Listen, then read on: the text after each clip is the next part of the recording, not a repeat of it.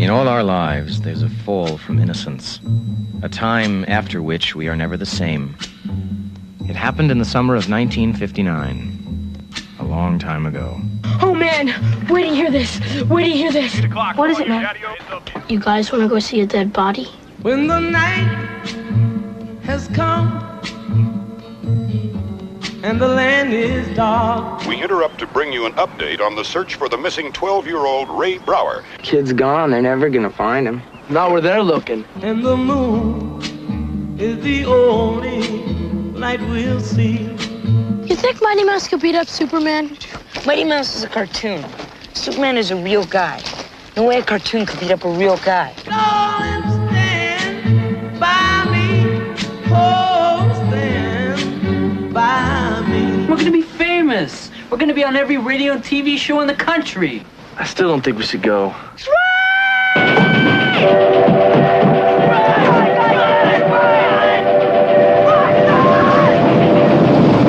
If I can only have one food for the rest of my life, that's easy. Pass. Cherry flavor pass. No question about it. And I could go someplace where nobody knows me. We found him. We got dibs. We better start running, Eyeball. They got dibs. There's four of us, Eyeball. You just make your move. You're dead. For some, it's the last real taste of innocence. I'm never gonna get out of this town now, my Gordie. You can do anything you want, man. And the first real taste of life. This is really a good time. The most. A blast. But for everyone, it's the time that memories are made of. So darling, darling, stand by me. Oh. Films and fermentation, movies and inebriation. Films and fermentation, comedy mixed with taste elevation. Films and fermentation, with Leo Kaplan and Mike.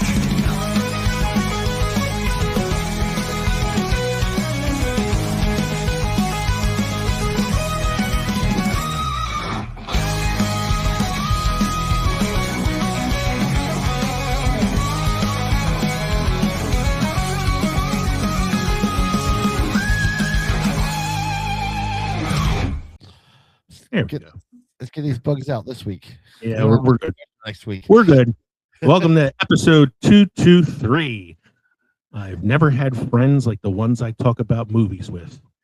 Jesus. Does anyone? That is a paraphrase of the final line of the great coming of age movie Stand By Me, which is celebrating its 40th anniversary this year. In honor of the film and in honor of the late great Rob Reiner, we are doing a special 40th anniversary episode of Stand By Me this evening. That's right. We are Films and Fermentation, a movie and alcohol podcast, number one pop culture podcast on Good Pods, number one beer podcast on Good Pods. I'm Leo. I'm Kevin. I'm Mike. We're three friends like talk shit about movies while getting shit-faced. This week on Films and Fermentation, we're celebrating the 40th anniversary of Stand By Me, Rob Reiner's coming-of-age classic that somehow makes friendship, grief, and questionable decision-making feel like one perfect summer day. We're walking the tracks with Gordie, Chris, Teddy, and Vern. And yes, we're emotionally prepared, which is to say we brought beverages and denial. We'll dig into why this Stephen King adaptation still hits like a memory you didn't realize you kept, powered by unforgettable performances from River Phoenix, Wil Wheaton, Corey Feldman, and Jerry O'Connell. Expect laughs, a little lump in the throat honesty, and a respectful salute to a film that understands how growing up can be both beautiful and brutal. So grab a drink, watch your step, and join us as we revisit Stand By Me at 40, because some stories don't age, they echo. Don't forget to drop us an email, filmsandfermentation@gmail.com, or visit linktree.com/filmsandfermentation. To find all of our social media and podcast links, you can watch us on the Pod Nation Media Network on Roku, as well as on YouTube and on Rumble. We're an independent podcast, which means we are listener supported, so please consider joining our Patreon for as little as $1 a month to receive members-only content. For a $1 donation, we'll help you find the body. I thought it would stop Chopper from sicking balls, but I was trying to figure out a good way to use a dollar donation thing, and I wanted to do the sick balls chopper, but I couldn't get it to like work the way I wanted to. And I was like, oh, you know what? Let's do the find a body thing, since that's like the whole like crux of the movie. And then as I'm reading it now, I'm like, God, that sounds ominous. Yeah, if you go on Patreon for $1 a month, you get access to our archive of old episodes. You get access to mini reviews of some movies that we've seen. And for $3 a month, you get access to Adventures in Podcasting web series and Mike's Expedition Beer web series as well. You can also buy merchandise at teespring.com or text us at 904-867-4466. What are we drinking tonight, gentlemen? I'll go. Go for it.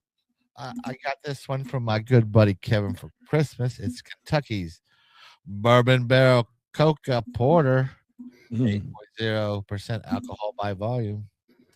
That one's good. I had that one last night. Megan and I had a couple of beers, and that was one that she had opened, and I had opened up something else. They were delicious, though. I think that's the one I closed out the episode with last week. Mm-hmm. Remember the weapon? I don't know. That episode's a little blurry. Kevin, what do you got going on tonight?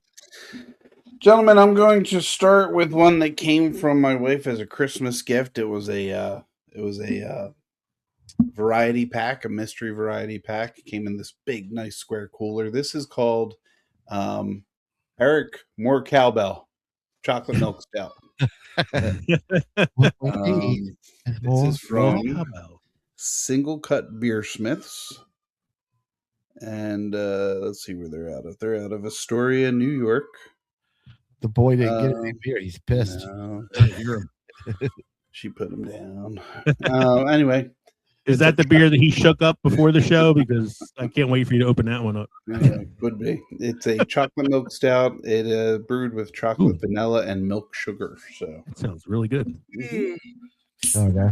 So I did something slightly themed tonight. I am drinking an old fashioned, but in themed with the movie and Vern's favorite food, cherry flavored Pez.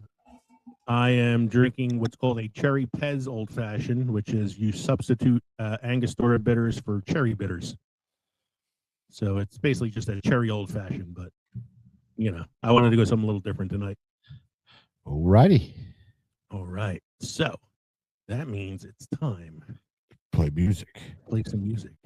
This week in film history with Mike.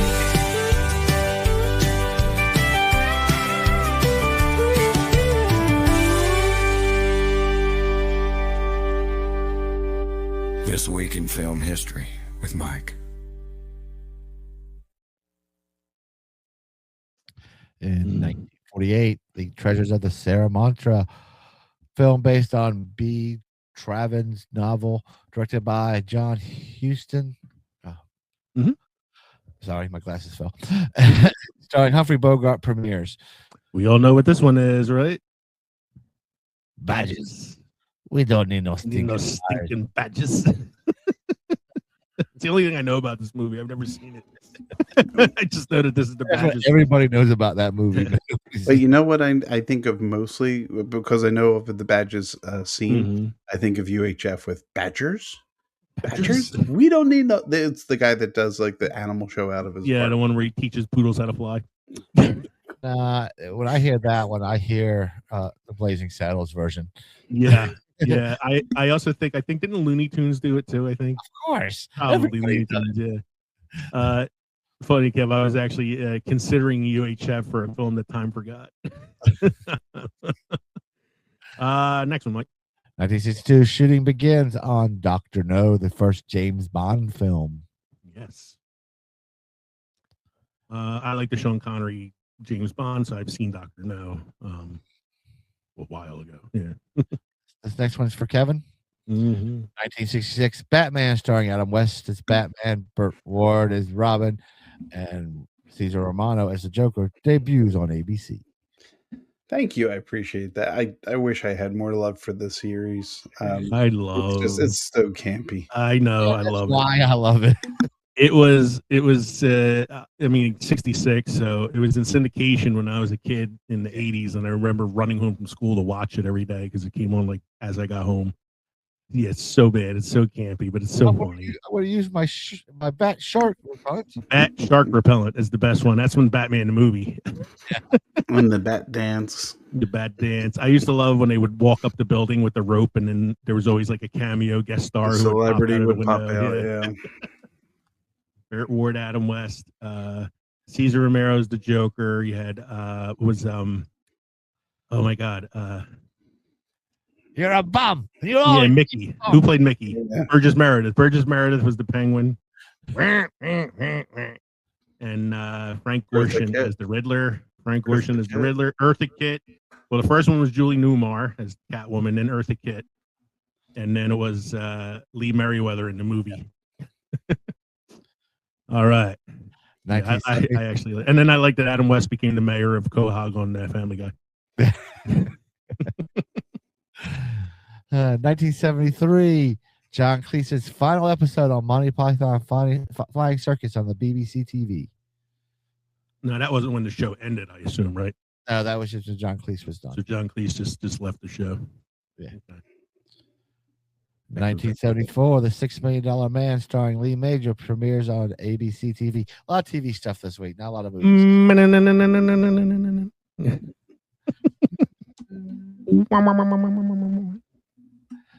Also in 1974, TV sitcom Happy Days, created by Gary Marshall and starring Ron Howard, Henry Winkler, Marion Ross, and Tom Bosley, begins an 11-year run on ABC. ABC did a lot of shit. Hey. I remember. So Happy Days is like it's like with Family Matters with Urkel, where the show is supposed to be about one person and it became about the recurring character. Mm-hmm.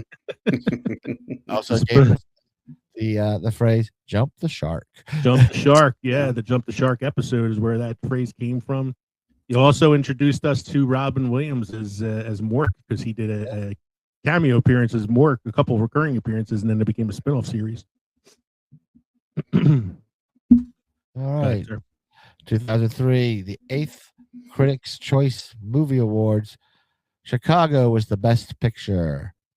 Yeah, Critics' Choice is one of the first awards to come out, and then it's usually like Critics' Choice, then Golden Globes, Oscars, and it's usually like a tell what's going to win. Chicago won the Oscar for Best Picture that year, so this was kind of like, the first leg of the journey. In 2014, the 19th Critics' Choice Movie Awards, 12 Years a Slave wins Best Picture, which also won the Oscar for Best Picture that year. So there you go. It's proving me right. And this one's for this one didn't win an Oscar. Yeah, this is for all of us, I'm sure. 2016. 13 hours based on the 2012 Benghazi yeah, is released. I didn't realize Michael Bay did a movie about Benghazi. Explosions. Yeah, I'm sure it did. The last one. And 2021 TV series WandaVision, starring Elizabeth Olsen and as Wanda Maximoff / Scarlet Witch, and Paul Bettany as Vision, debuts on Disney Plus. Decent series. Still one of the better series that they did. Yep. Yeah. I mean, because it was Agatha all along. I thought that was a good series too. I still haven't watched Agatha all along. No, I had a little bit of like MCU fatigue. Yeah. And it wasn't until I saw Thunderbolts and Fantastic Four that I started like feeling it again. So I kind of have to go back and watch some things. I was going to ask you guys later about the teasers and what you were thinking. But or the Doomsday stuff.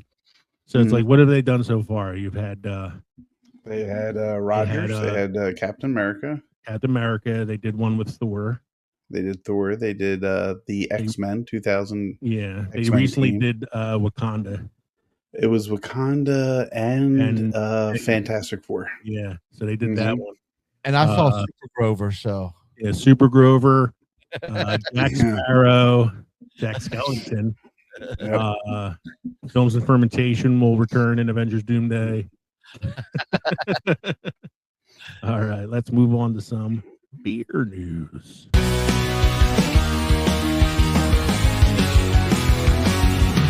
Kevin's here, he's here for beer. He's got news, it's beer reviews with Kevin. Kevin.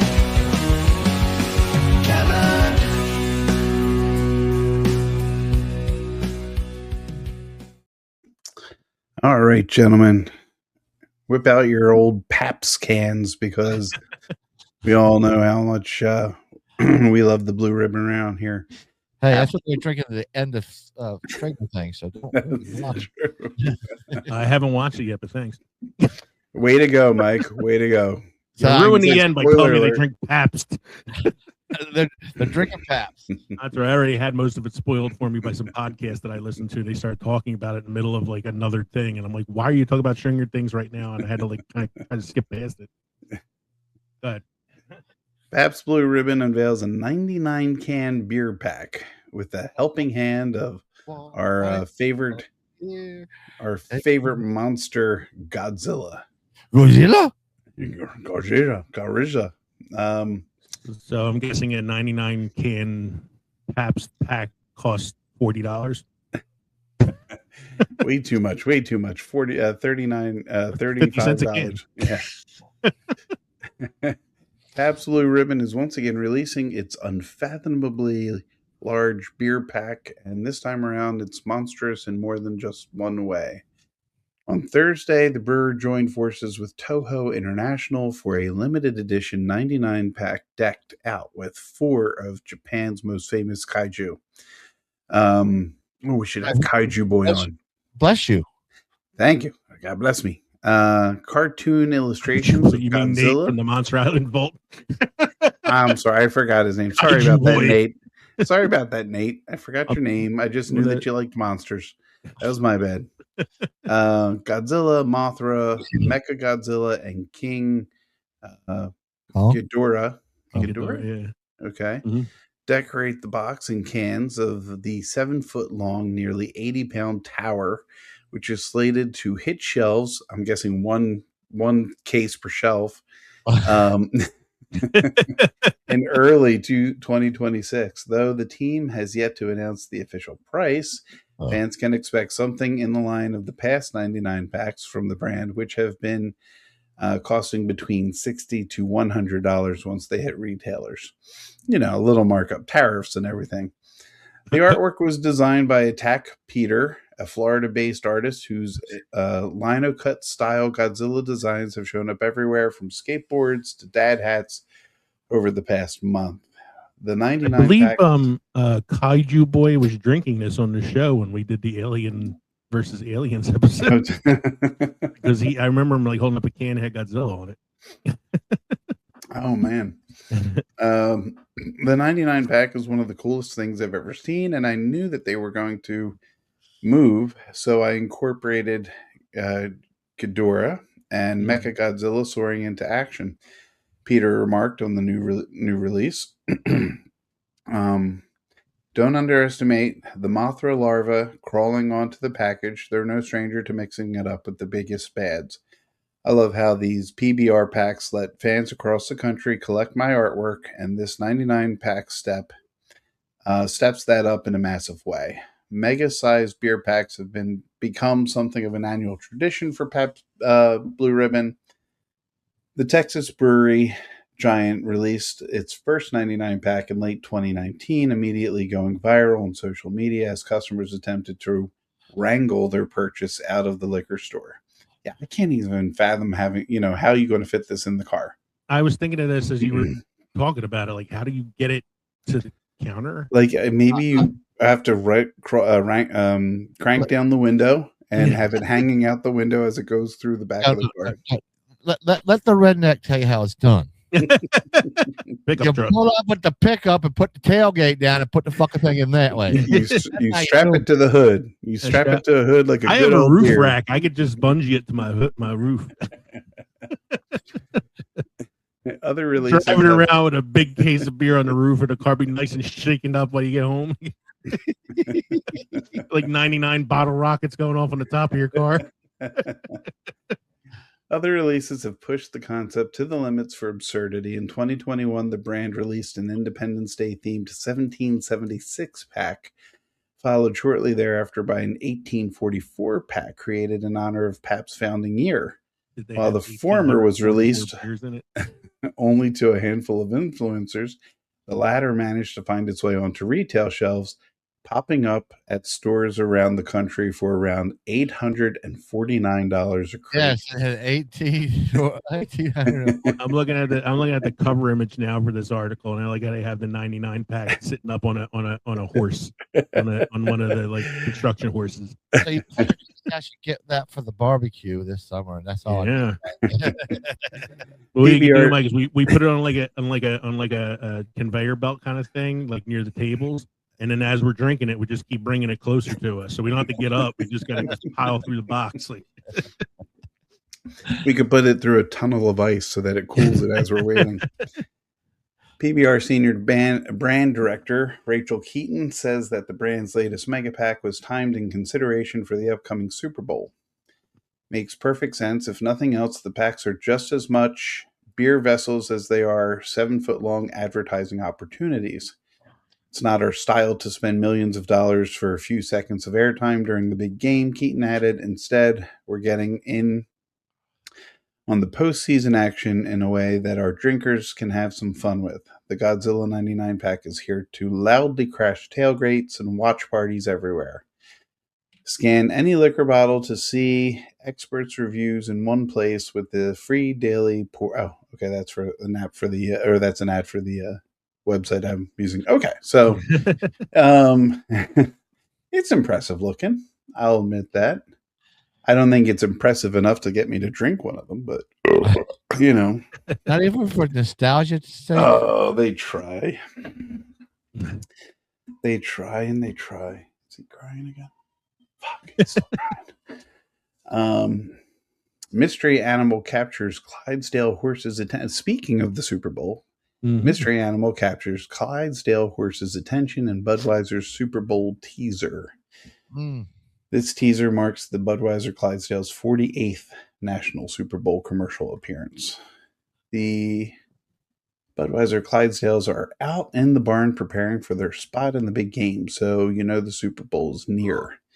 People magazine had an exclusive look at the first teaser for Budweiser Super Bowl. LX, which I assume means 58, 62, 47. I don't know. It ends with it. LX is 60. 60. There you go. These are teachers, guys. Teachers. L is 50, X is 10. 50 well, plus 10 is 60. I knew X was 10, but whoever teaches above X. Anyway. So, celebrates the beer brand's 150th anniversary. The teaser, called Stable, features 5 of Budweiser's iconic Clydesdale horses, marking their 48th national Super Bowl commercial appearance. According to the brand, an average male Budweiser Clydesdale stands approximately 6 feet tall, as it withers and weighs roughly 2,000 pounds or a ton. The clip opens with 5 horses standing together. Their heads then turn in unison toward the same direction. The camera cuts to an unknown creature moving beneath a small metal bucket, which has captured the Clydesdale's attention. The mystery animal under the bucket causes the vessel to shake and clang. The teaser ends without revealing what's underneath the pail. Instead, the spot cuts to a black screen with the text, "Heads will turn," hinting that a new character may be joining the horses. Budweiser isn't ready to reveal who is under the bucket yet, but says fans will have to stay tuned to see what new Budweiser Super Bowl icon will be joining the brand's famous horses for Super Bowl 2026. I feel like they've done something like this before. The one that always stands out in my head is the young, like fawn, or the young horse that isn't quite ready yet, but you know. I think this sounds like a good thing for Aaliyah to go check out in his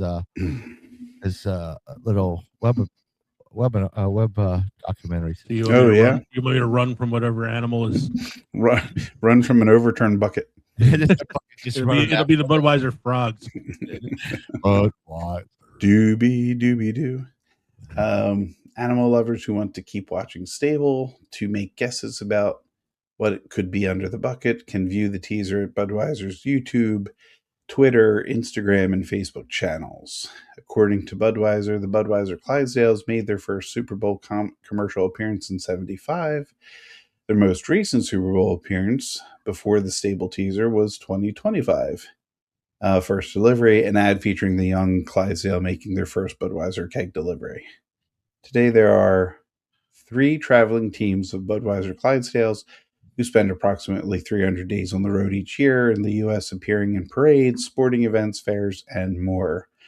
Super Bowl Lex will be held on Sunday, February 8th, 2026 at Levi Stadium in Santa Clara, California. I know what's in the bucket. What's in the bucket? What's up?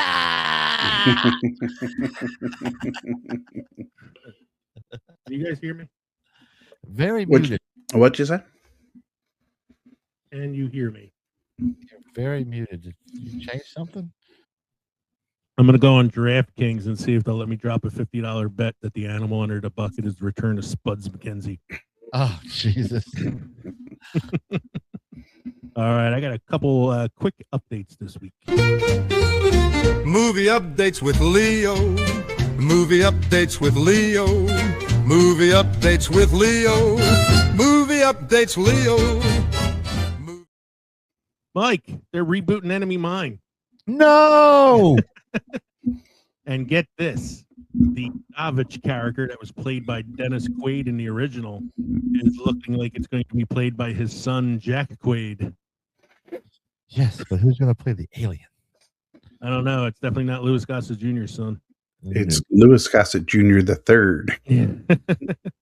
They had to, they said the name of the actor. I don't really know who he is. He's a younger guy, but I did read that Jack Quaid was going to be playing his father's role from the original film. Spaceballs 2 has wrapped production. Still no indication as to whether or not the title of the film will be The Schwartz Awakens or The Search for More Money. I'm hoping for The Search for More Money. Yes. But all indications are that Mel Brooks is happy with the product. So hopefully, it turns out better in History of the World Part 2 did, because that was terrible. Big Star Wars shakeup this week.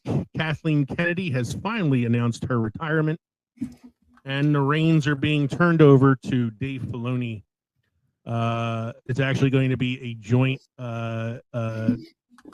running of the company. It's Lin-Wyn Davis will be running the marketing and business side, and Dave Filoni will be running the creative side. It's kind of what he's doing now, but he's going to have full creative control and not have anybody to answer to. So there was only one bigger cheer than that this weekend. What's that?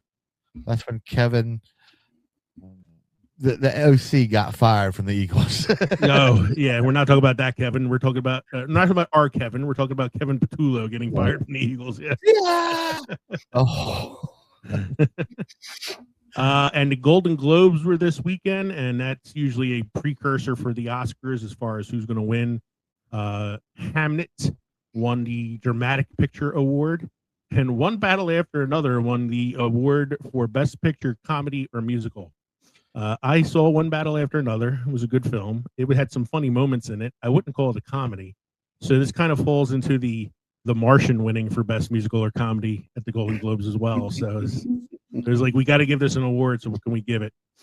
Paul Thomas Anderson won Best Director for One Battle After Another. I wasn't surprised by that. And that kid from Adolescence won the Golden Globe for Male Actor and Supporting Role. That kid won everything. Good for him. In Adolescence. That show was so good. So good. And that also won 4 Best Series. To do an entire series where each episode is one uncut shot is a huge accomplishment for a veteran actor. For a kid who's 12, 14, his maybe? First acting role. Yeah. First acting role. The kid won the Emmy, the Golden Globe. Like he's off, to a quick start, man. So he's already peaked. It's all downhill from here. 2 of my favorite things that came out of the Golden Globes. They didn't want Ricky Gervais back as the host because he's, they didn't kind of like the way he treated the celebrities on the show when he was the host. I always thought it was really funny. But despite that, he won the Golden Globe for Best Stand-Up Comedy Special. I thought it was funny.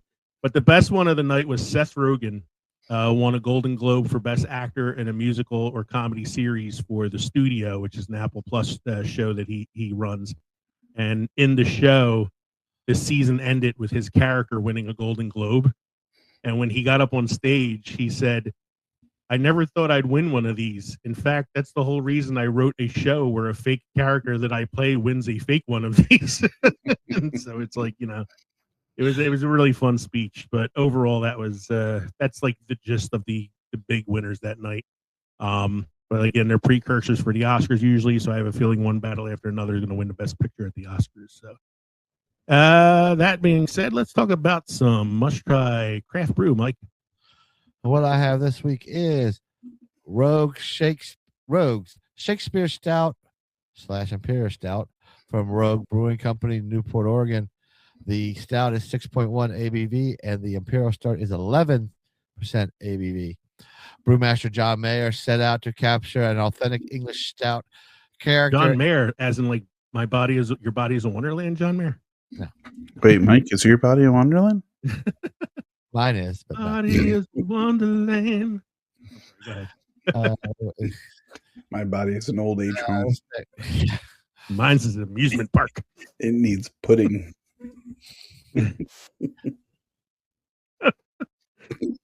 We just threw Mike off. Go ahead. Start again, Mike. Rogue Shakespeare Stout.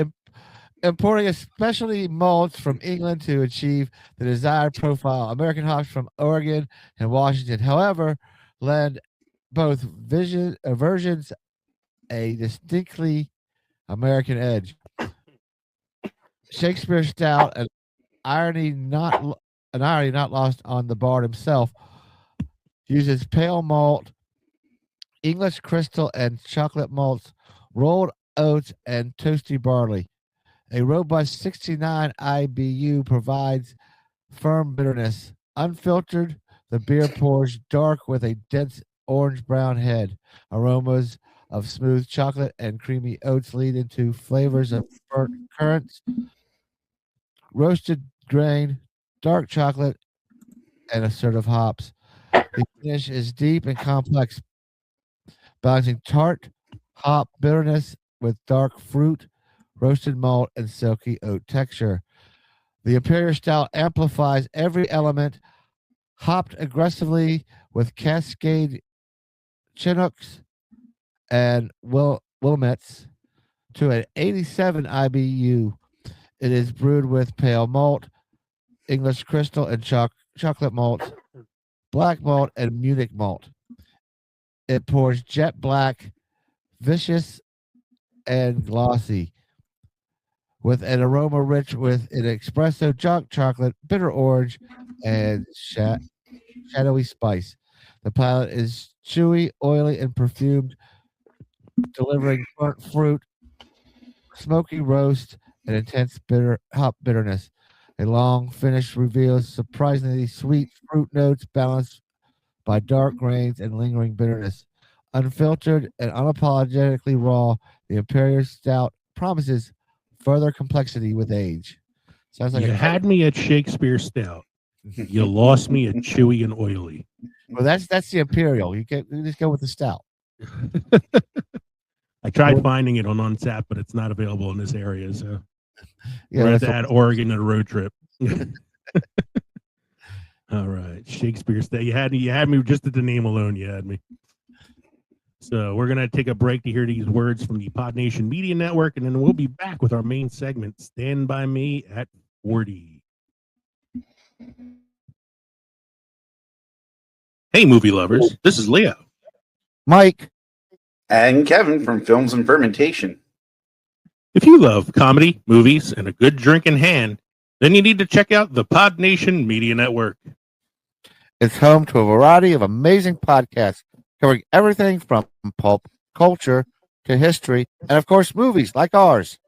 And the best part, Pod Nation Media Network is featured on Roku, so you can stream your favorite podcasts anytime. Alongside Films and Fermentation, you'll find other fantastic shows like the KJ&A podcast, The Undiscovered Entrepreneur, Real Sharks, and so many more. So grab a drink, press play, and join the fun with Pod Nation Media Network. Because everything's better with a little comedy, movies, and booze. Learn more by going to linktree.com/podnationpods. All right. Before we get to the main segment, this just in for anybody who was affected by the Verizon outage over the last couple days, which was me and my wife because we're on Verizon. I got a text from him today saying we are truly sorry for the for what has transpired the last couple days. We're extending to you a $20 credit on your account. A $20 gift card for Jersey Mike's. Yeah. It's not even like $20 off my bill. I have to go on the website and claim the $20. I hope if people forget. Yeah, I know. I won't. I'm fucking cheap. So anyway, tonight's main segment is look at Rob Reiner's classic coming-of-age film Stand By Me, which came out in August of 1986. So this is the 40th anniversary of the film. We're celebrating it a little early, but we wanted to do this because of, Rob Reiner and all that. So we decided to start the year with this one. So it came out August 22nd, 1986, was rated R. When I saw that, I was like, wow, was it rated R? And then I rewatched it the other night, and I was like, yeah, this is an R-rated film. They drop a lot of F-bombs in it. Yeah. and chopper sick balls. And chopper sick balls. And then, just even the stuff with, them finding the body and all that stuff. Yeah. Directed, as we said, by Rob Reiner, starring Wil Wheaton, River Phoenix, Jerry O'Connell, Corey Feldman, Kiefer Sutherland, and a brief appearance by John Cusack. It was nominated in 1987 for the Oscar for Best Writing Screenplay based on material from another medium. It's based on a Stephen King novella called The Body. The writers of the film were Reynold Gideon and Bruce A. Evans. Had an $8 million budget and made $53 million plus worldwide. $52 million was domestic. It was only $1 million the rest of the world. Not really something that appealed to overseas audiences, I think. No. Well, they were wondering, why do they walk along the train tracks? That's not smart. IMDb synopsis. A writer recounts a childhood journey with friends to find the body of a missing boy. Thank you, IMDb. That's accurate. Thank you. So normally when we do our recounts of the films, I do my little 25-point comedy bit where I make a lot of sarcastic remarks. I love this film too much, and I didn't want to dishonor the memory of Rob Reiner by doing that. So I'm not doing a long recounting of the film tonight. I just have a quick storyline synopsis here. In the summer of 1959 in Castle Rock, Oregon, 4 12-year-old boys, Gordie, Chris, Teddy, and Vern, fast friends. After learning of the general location of the body of a local boy who had been missing for several days, they set off into the woods to see it. Along the way, they learn about themselves, the meaning of friendship, and the need to stand up for what is right. And this is where the song, "We're the four best friends that anyone ever had. We're the four best friends that anyone could have." Yeah, I love that scene where Wil Wheaton goes, I used to be a one-man wolf pack.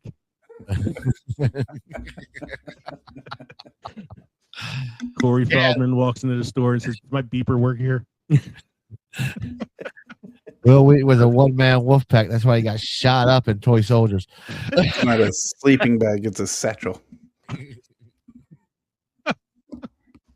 Hey, fat Jesus. So anyway, we're not talking about The Hangover. We're talking about... Stop it, Carlos. Not at the table. So we're not talking about The Hangover. We're talking about Stand By Me. Boy, we got off the rails quick on this one. Jeez. Thanks, Kev. Thank you. Yeah. No problem. Anyway, I did rewatch it the other night. Now, when I say rewatch it, I watch it at least once a year. I love this movie that much that I always rewatch it. But I did rewatch it in preparation for the show because I did wanted to do a little bit of note taking for it. And one thing I always forget, no matter how many times I've seen it, I always forget this until I see it at the very beginning. they spoil the ending for you in the opening scene. So, who's the actor who plays the writer? Dreyfuss. Dreyfuss. Richard Dreyfuss is sitting in his car, and he's looking off into the distance, and he's like contemplating, and then they cut to the newspaper that he has on the seat next to him, and it says local attorney Chris Chambers killed in a knife fight or something along those lines. And I'm like, so they spoil the ending right there. Yeah. Now you don't realize that the first time you see it, but then after on multiple watchings now it's like, oh wow, like they kind of like gave it away. But the whole reason he's contemplating that whole theory, though. So that leads him to thinking about this time that he was 12 years old and he and his friends were trying to find his body. The line that I paraphrased at the beginning is the last line of the movie, which was, I never had friends like the ones I had when I was 12. Jesus, does anyone, And so that's why I paraphrased that. Anything guys want to say about the film itself or the plot or whatever before we get into some of the other stuff? Leeches! Yeah, made me terrified of, just traveling through water up to my arms. I stopped doing that after that movie. He doesn't even go below, too far above his knees in his own pool. Come on. Yeah. You stop jumping into Pennypack Creek after that. That's right. That and a good way of being able to, projectile vomit on people is to drink an entire bottle of castor oil. And then follow it up with a raw egg. Raw egg. I remember watching this when I was like 9 or 10 when this movie came out. And I think I saw it pretty young. And it left an impression on me for a few reasons. One, that story came out of nowhere when he tells the story about the lardass. Watching it now, I understand the whole point behind it is to show that he's this creative kid and the friends like his stories and stuff. When I watched it for the first time, I'm like, wait, this is really weird. But that is a great scene, the barf scene. Kind of iconic now. Mm-hmm. And did you know Joan Cusack also had a role in the movie? She played the body. Joan Cusack? Joan Cusack. You know how they always work together. Liar! Liar! Liar! I can tell you're a liar on that one because the kid who plays the body is credited on IMDb. Because IMDb is always right. Well, it is right about this one. It is the kid is listed on there. Here's weird too. The body, when you see the kid's body, they say in the beginning of the film, it's on the radio that the missing body of 12-year-old, whatever the kid's name is. That kid did not look 12 years old. Unless when he got hit by the train, it knocked about 10 years out of him too. Well, he's been decaying in that down below the tracks for a couple of days. So you still age while you're decaying?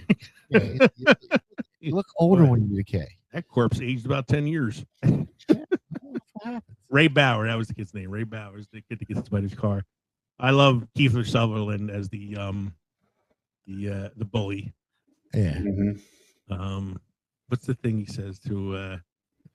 And they're talking about, I'll bet you $1,000 this. I'll bet you $1,000 that. And he's like, if either one of you numbskulls had $1,000, I'd kill you right now.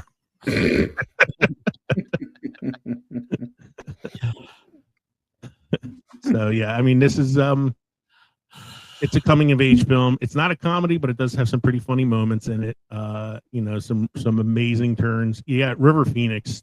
It's such a shame. Yeah. Did he pass when he did? Because this is the kind of role where you look at him and you're like, man, that kid could have lit the screen up for 30, 40 more years. He was so good. Sean Astin actually was going into audition for the Chris Chambers character that River Phoenix plays. And he said in an interview that after River went in and did his read, all the people in the casting table were crying. That's how good he was at doing the read for the audition. And Sean Astin walked in the room going, I didn't get this role. And most of the actors had tried out for other characters too. Like Wil Wheaton tried out for Chris Chambers. River Phoenix tried out for the Wil Wheaton character. They all like kind of tried out for each other's role, but then Rob Reiner put them in the spot that he thought they fit best. And for the better. You were just saying how he died young, or he died young, and what he could have done. Could you imagine River Phoenix and what's his name?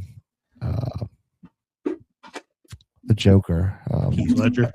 No, Joaquin Phoenix. Or wait, were you thinking Heath Ledger? Heath Ledger. Oh, Heath Ledger. Going off each other in a movie. Yeah, I would have loved to have seen a Heath Ledger River Phoenix film at some point. That would have been. I would have been good with a River Phoenix, Joaquin Phoenix film at some point. But yeah, it's such a great movie. So yeah, so it starts out with the writer played by Dreyfuss, recounting his story, and it starts with them, finding about the body from Vern, in a great scene where he's digging under the house looking for the jar of pennies that he buried, but he forgot where he put them, and he's been searching for them for 9 months. He's like, 9 months. We didn't know whether to laugh or cry. He finds out about it as he hears his older brother talking about it. They decide they're going to go trek through the forest to try to find the body. It's like a 2-day journey that they go on. And nobody, knew they were gone for 2 days. Oh, it's kind of it plays into how like broken and abusive the families are that they come from. That like nobody really bothers to check. It's also 1959, so no cell phones and GPS or anything like that. I was an 80s kid, and I knew how it was about going out all day, but I was home.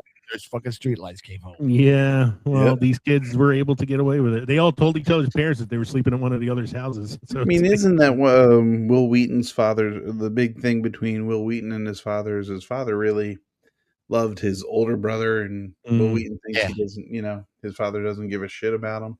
Yeah, like the mother's like a zombie from what happened and all that. Yeah. And then you just kind of see it in action when he disappears for a week, and his father's like, "Oh, you were gone." Yeah, and he even has like the dream where the father says to him, "It should have been you." Yeah, yeah. So that's like, and it's sadly ironic too, because Wil Wheaton was actually going through sort of something like this in real life too, as his parents were abusive and would spend the money that he made as an actor. Mm-hmm. He actually like had himself emancipated from his parents while he was on Next Generation. So it's wickedly ironic. So let's take a look at some. So I tried to like curate a list of like quotes and facts and stuff from the film, so we wouldn't be reading the entire like IMDb page.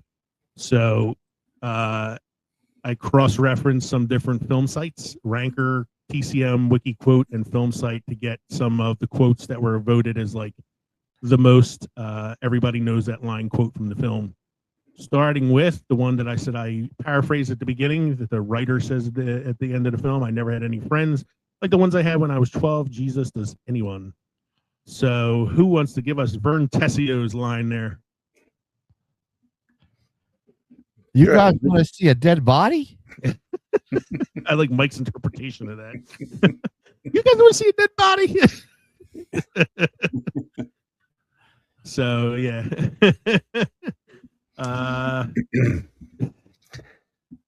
I'm ready. Go ahead, go for it. Yeah, but so what? Everybody's weird.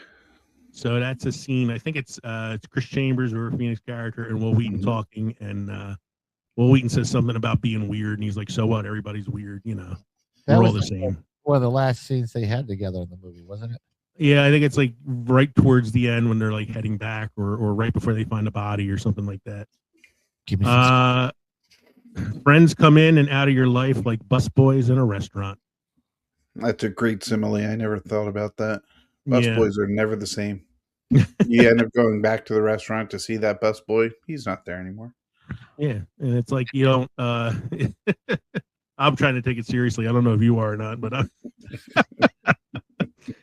but it's like, yeah, like you have all these friends that you had when you were a kid, and you might still talk to some of them, but you might not. I mean, you guys, I became friends with you in my 20s. It wasn't like we knew each other growing up. I have maybe the closest I come to somebody that I was friends with as a kid is my buddy Sal. But even that, like, we didn't really hang out with each other till after school. So yeah, you don't really like, remember these kids. No, unless you're on Facebook. That's what I was going to say. Social media changed all of it. Now you have these people that you can see on Facebook. You haven't talked to them in 20, 30 years. You don't know anything about their life, you know? No, I know. Mike, I'm going to let you take this line because I know you've been dying to say it. Now, he said, "Sick'em boy," but what I heard was, "Chopper, sick balls." Reiner. And that's a great scene, too, where the reveal is that the dog is, like, tiny. Like, it really couldn't do anything. The next one, I love this. So this is the scene where we're all sitting around the fire at night. And they're just having a discussion, the kind of things that I think he says it's the kind of stuff that seemed important to you when you were 12 years old. And it has some of my favorite like lines in the film. So I thought, let's do our own interpretation of this. I'll play Gordie. Mm-hmm. Who wants to be Vern? I'll do Vern. Okay. Who wants to be Teddy? I'll do Teddy then. Okay. I'll take the Chris part too, since there's only one line from him. Mm. All right. Mickey's a mouse. Donald's a duck. Pluto's a dog. What's Goofy? If I could have one food for the rest of my life, that's easy. Pez. Cherry flavored Pez. No question about it. Goofy's a dog. He's definitely a dog. I knew the $64,000 question was fixed. There's no way anybody can know that much about opera. Oh, he can't be a dog. He drives a car and wears a hat.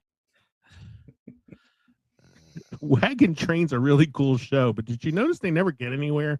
They just keep wagon training. Oh, God. That's weird. What the hell is Goofy? And the best part about it is I think I had these conversations with my friends when I was 12. These seem so much like conversations I had. Except about Wagon Train, I'm sure. Except the Wagon Train one, no, but I'm sure there was probably like some show that we talked about like that. Like we didn't understand it. Like I think it used to be Gilligan's Island. Like if the professor was so smart, how come he couldn't fix a fucking hole in a boat? No, I definitely want Marianne over Ginger. Who the hell was Yeah. That was always the argument. I don't know. Mrs. Howell was kind of hot. Yeah, he stole my line. I don't shut up. I grow up. And when I look at you, I throw up. I'm never going to get out of this town, am I, Gordie? And that's a great scene. That's the that's them. You know, he's like crying at the end where he doesn't think he's going to be anything because you know everybody knows his older brother and he knows it's like that thing where like the reputation of the older sibling follows the younger sibling, and even if it's not true. Just like between River and Joaquin Phoenix, or Leaf Phoenix, for that matter. Phoenix, as he was at the time. Go ahead, Mike. I want you to read this one. Oh, this was a great one. Suck my fat one, you cheap dime store hood. Who told you had a fat one, LaChance? Fattest one in 3 counties. I was doing this as I was watching it the other night. Katie was sitting on the couch reading a book. I'm watching the movie and I'm quoting everything. And I looked at her and I went, "Yo, suck my fat one." Yeah, we'll have to remember that next time you piss me off, Lee. Yeah, suck my fat one. I might have screamed that to somebody on the highway at some point or another, I'm sure. "You gonna shoot everyone, kid?"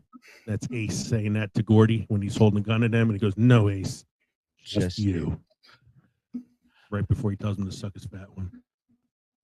And then we had the Pez one already. That's why I'm drinking the drink I'm drinking tonight. It's because of that. Pez. Cherry favorite Pez. You just imagine the rest of your life just eating nothing but Pez. Oh God. This is my age. I'm in the prime of my youth and I'm only going to be young once. Yeah, but you're going to be stupid for the rest of your life. It's a great one. I love this. This is another one of the conversations that always cracks me up too. Boy, you don't know anything. Mighty Mouse is a cartoon. Superman's a real guy. There's no way a cartoon could beat up a real guy. That's one of my favorites. I love that.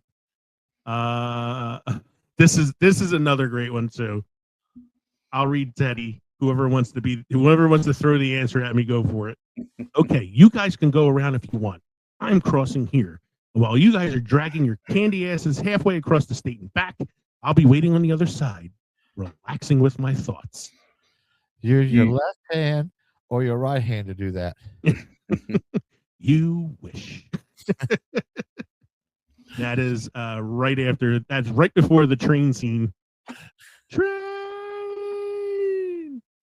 And they're crawling across the thing and they get to the other side and he's like, I'm sorry, I lost the comb.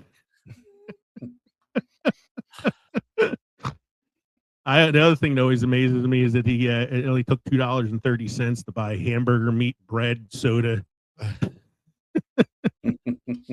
all the food they got. It was filmed mostly in and around Brownsville, Oregon during the summer of '85. The town standing in for Castle Rock, Oregon. The novella took place in Castle Rock, Maine, as most of Stephen King's stories do, which is the fictional town in Maine. So it's Castle Rock Entertainment, which is the production company that Rob Reiner started, was named for this movie. Rob Reiner reportedly fell for Brownsville's preserved 40s, 50s look and the reception the production got, which helped push the story setting to Oregon from Maine. It's based on King's novella The Body, which came out in 1982, collection of stories called Different Seasons. It's also the same book that has the novella The Shawshank Redemption in it as well. Also a filmed adaptation. The title pivot is part legend, part showbiz practicality. TCM reports that Benny King's song, Stand By Me, was always planned for the movie's title, even before it was renamed. Columbia Pictures, concerned that the original title, The Body, was misleading, renamed the film Stand By Me. According to screenwriter Reynold Gideon, to them, it sounded either like a sex film, a bodybuilding film, or another Stephen King horror film. The Body. Rob Reiner came up with Stand By Me after the Benny King song, and it ended up being the least unpopular opinion. I would love to know what some of the other titles were that they probably wanted to call it. Kids weren't smoking real cigarettes. Reiner is a non-smoker and anti-smoking advocate, and they were using herbal prop cigarettes made from cabbage and lettuce leaves. Mike, do you ever think of that to help you quit? No. Smoking cabbage? Later they found out that cabbage can cause cancer. Oh. It's high cholesterol. Feldman and Reiner reportedly auditioned around Corey Feldman and Rob Reiner reportedly auditioned around 30 different versions of Teddy's Laugh before landing on the final one. Yikes. Oh boy. For the 40th anniversary, Wheaton, O'Connell, and Feldman have done public tour and Q&A style events revisiting the film and taking fan questions. I hate saying this, the surviving cast, because it's talking basically about River Phoenix. The surviving cast has emphasized that Reiner created a protective, guided environment on set and intentionally helped them bond, which they credit as part of why their friendship feels so real on screen. I think he actually made them hang out together before they filmed because he wanted them to have a real friendship. According to director Reiner, he screened the movie for Stephen King. He noticed that King was visibly shaking and wasn't speaking during the film. He left the room and upon his return told Reiner that the movie was the best adaptation of his work he had ever seen. Of course, this was before Shawshank, so you know. That was before the one with the truck and the yeah. Maximum Overdrive. Yeah, before Maximum Overdrive. That wasn't a novel. That was a direct-to-screen play written by Stephen King, also directed by Stephen King. He doesn't remember writing it or directing it because he was on so much cocaine at the time. Kev, I'm going to let you read this fact since it's about your favorite scene in the film, the pond. The pond the boys fell into was a man-made pool because the crew wanted them to be, quote-unquote, safe and secure, and did not want to put them in a real pond because they did not know what would be in it. However, Corey Feldman stated in an interview that the joke of the whole thing was that the pool was built, buried, and filled with water in the beginning of June. And by the time they got to filming the scene, it was the end of August. So it had been in the woods for 3 months, and they did not know what was in it anyway. So they basically built the pond to make it safe for them and then left it stagnant for 2 months in the summertime. Mosquitoes, worms, dead animals. I think the leeches might have been real. Of course he fainted. He had a leech on his balls. Mike, why don't you read that last one there for us, sir? Rob Reiner considered this the best film he ever made. Yeah, that's saying a lot, man, considering he also made Princess Bride, When Harry Met Sally, Few Good Men, and all the other ones that we talked about in our tribute episode, which, by the way, is now our highest number one downloaded episode we ever produced, was our Rob Reiner episode. Nice. So thank you to everybody out there who has listened and downloaded and supported the show. We really appreciate you. Mm-hmm. All right. Tagline for the film. For some, it's the real taste of innocence, or it's the last real taste of innocence and the first real taste of life. But for everyone, it's the time that memories are made of. I don't know if I like that one. Here's a funny one. I don't know why this was used as the tagline of all the lines in the film, but one of the film posters for it had this as the tagline. If I could only have one food to eat for the rest of my life, that's easy. Pez, cherry flavored Pez, no question about it. That was the tagline.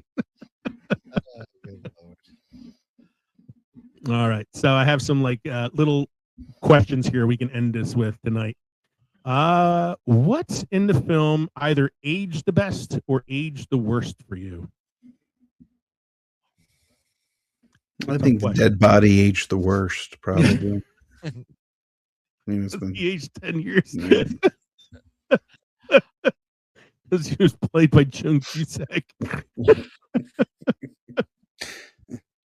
Oh my God. Did Caesar really live here? I'm trying to think, did anything actually age bad in the movie? I know, some people would probably say some of the language because they do use a lot of homosexual slurs in the film aimed at each other. I was going to say, for the time that it was made and for the time that it's portraying, you would understand that that's like the lingo and the. I think if the movie was made nowadays, that would be avoided, but not because they were trying to rewrite the way it was in the 50s, but just because people now wouldn't want to accept it. But that is an accurate portrayal of what kids were like in 1959, Because people today don't like to know what the past was like. Yeah. So agreed. I mean, that's part of it. I think what aged the worst for me is not even something.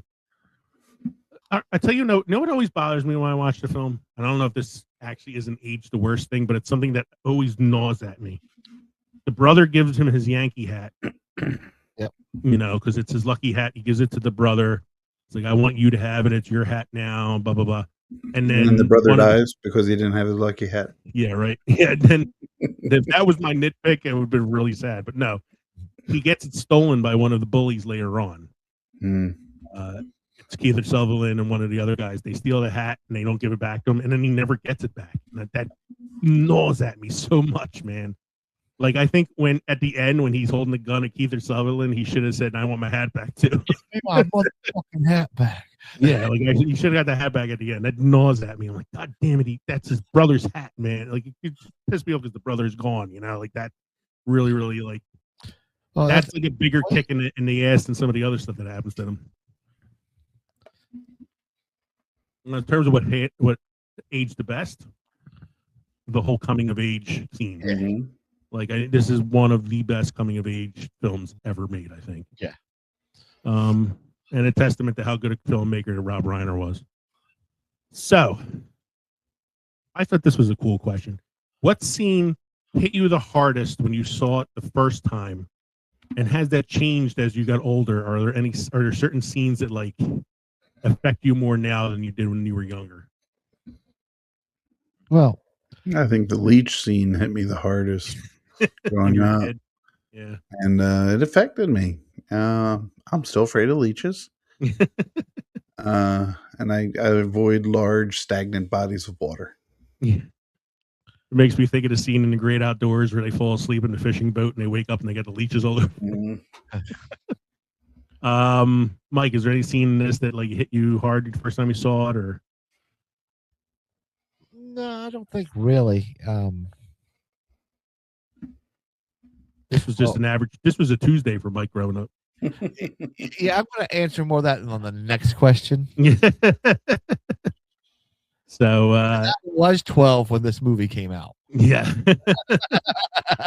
I was 10, so I was close. I said for me, like the scene that hit me the most when I was a kid was the barfing scene, just because it seemed like so out of place at the time.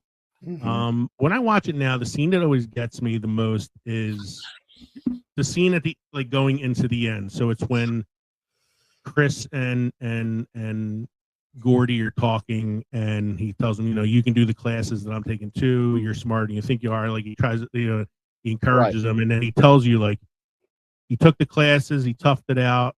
It was hard for him, but he always saw his way through it because that's who he was. He became a lawyer, and then they get into the whole like he was killed, and it's the last time I saw him kind of thing. And nowadays that hits me more because I just feel like it's such, I hate tragic things like that. Like just somebody had potential that got wasted.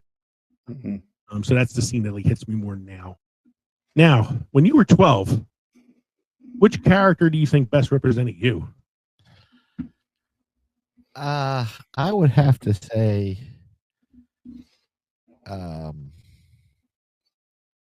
River Phoenix's character is more me. You're the older brother, though. So does that mean that your younger brother had to live up to your reputation?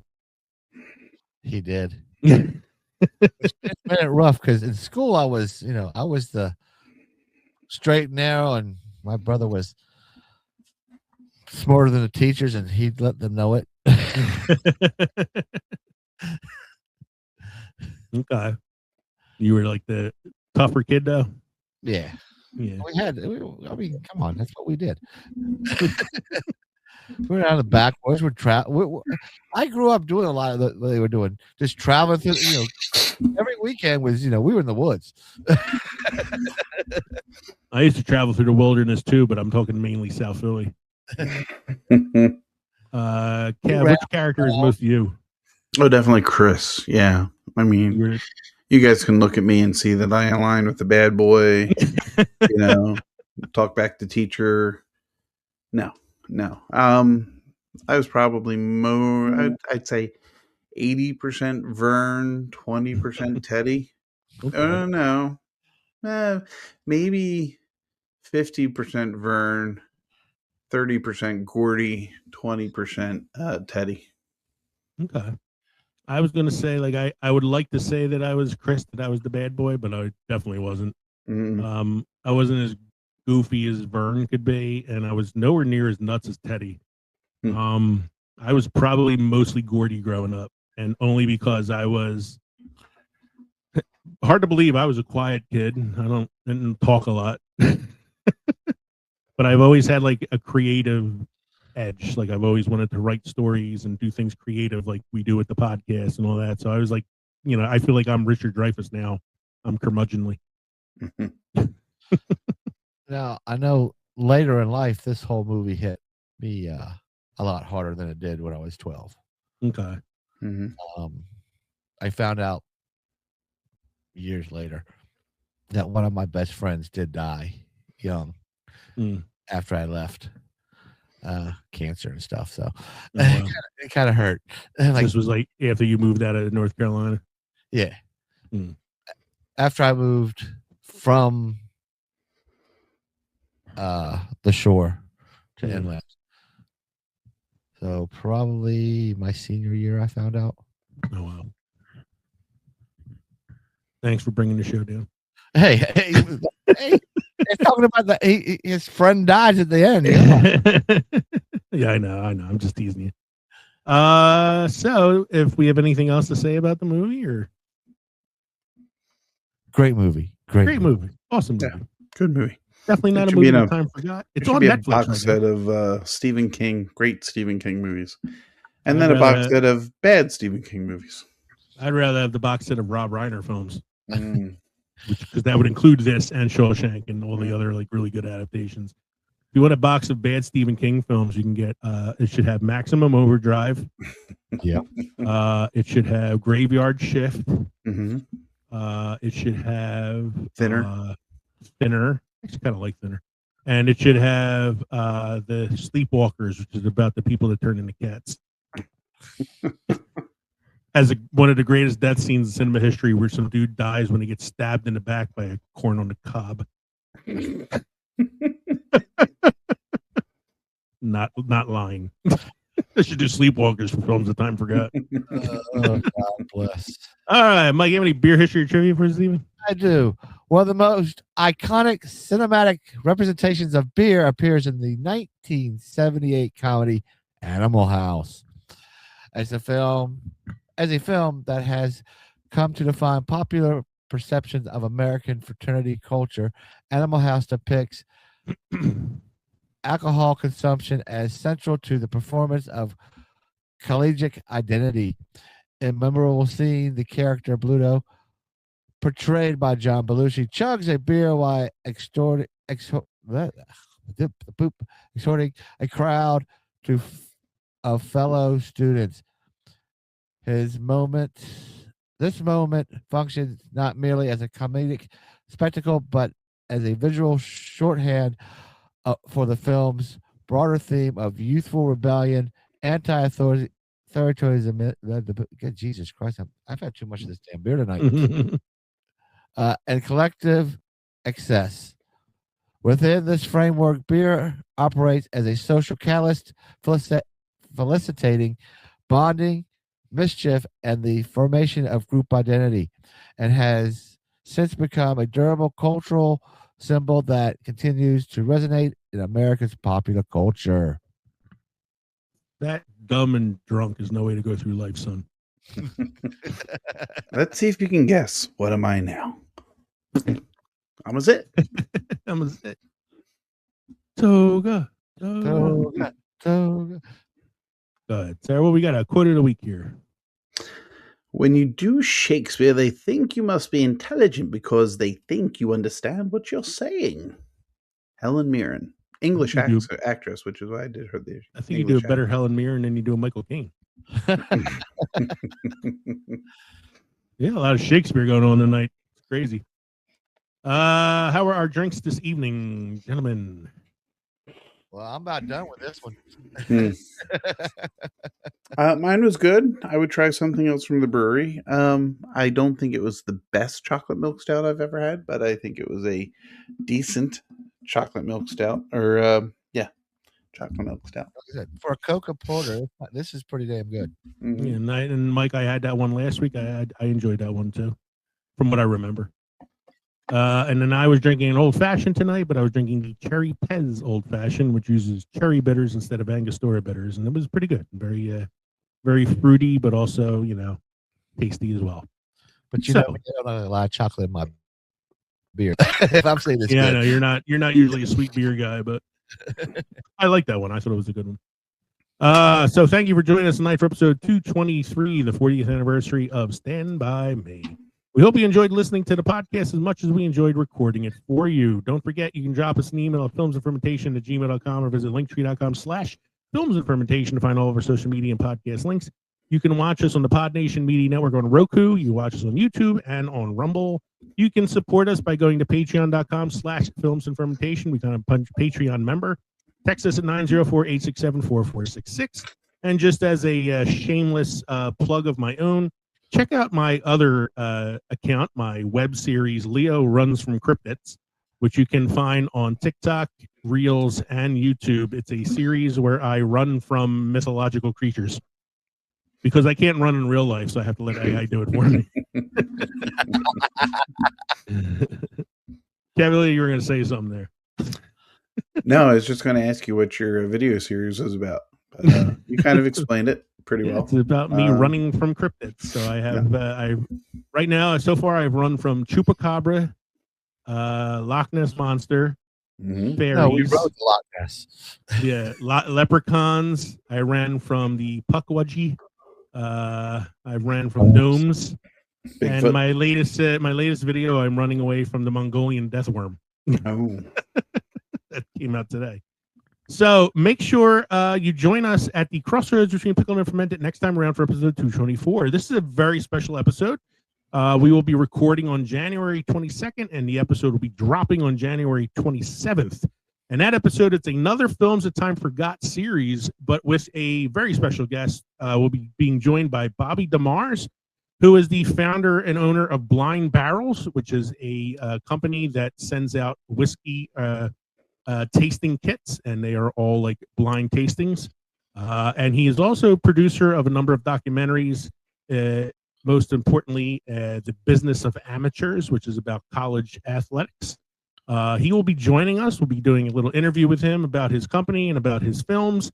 And then we will be talking about some movies that time forgot, one of our favorite recurring segments. So make sure you join us for that episode on January 27th. In the meantime, I'm Leo. I'm Kevin. I'm Mike. This has been the Films and Fermentation podcast. Cheers, everybody. Cheers. Cheers. Seriously, what the hell is Goofy? He's a fucking dog. He's a dog. All right, guys. I'll see you later.